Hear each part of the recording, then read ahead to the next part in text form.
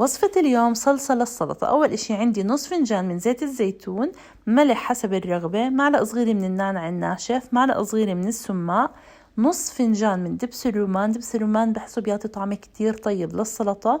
معلقة صغيرة من السكر البني بنقدر نستبدلها بالعسل، معلقة كبيرة من الخردل، عصرة ليمونة، ومعلقتين كبار من المايونيز بنقدر نستبدله بالمايونيز اللايت. قلبتهم سوا لتجانست المكونات مع بعض، وهيك صارت الصلصة جاهزة. جربوها.